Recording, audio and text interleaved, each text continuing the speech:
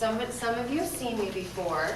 My name is Angela, and I am so glad to be here. I've been working with your teachers, and we have been doing such good thinking about reading. And we are going to do a lesson today with a book, and it will help you when you get done be able to take this with you when you're reading and help you be better, hopefully. I hope this helps you, because this is something that I do as a reader, that when I'm really trying to understand the book, it's helpful to me, and I'd like to share it with you today if you'll let me. Can I do that? All right.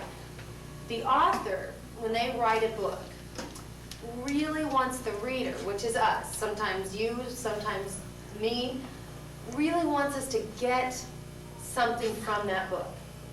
But they can't do it just through the words. The reader has to bring to the book what they know already, don't they? All their experiences.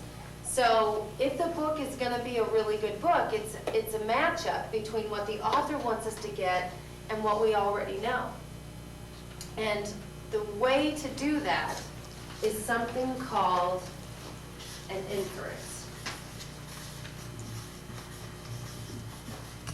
How many of you know that word?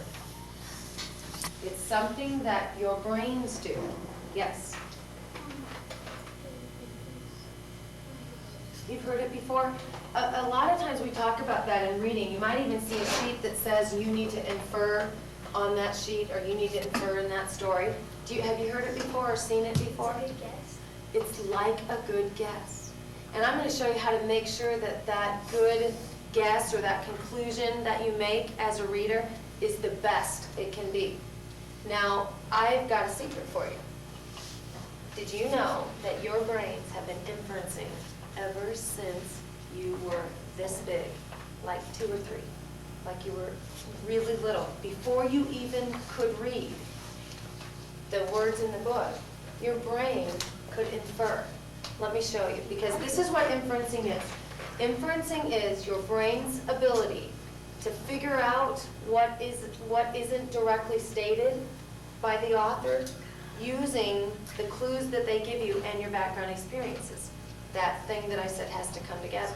So I'm going to give you an example that happened this week at my house, and it's with my little girl, and she's only 4 years old. She can't read books yet. She looks at books, but she can't read them. But she inferred something. Her brain inferred something about how I was feeling as her mother, and I didn't even say a word. Abby was playing in her bedroom with her Barbies, and I walked downstairs, and her Barbies were thrown all over her bedroom, everywhere. There was Barbie houses and Barbie shoes and Barbie clothes. Everywhere there were Barbies. So I walked in the room when I saw that, and I'm going to show you what I did.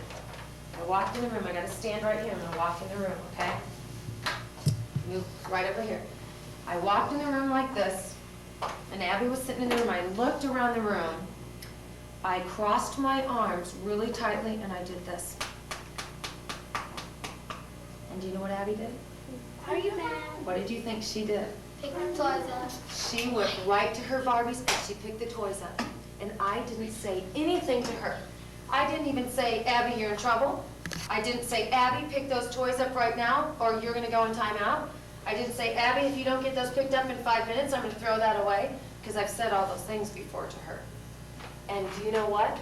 She heard all those things before. So she knew what I looked like when I wasn't happy, didn't she?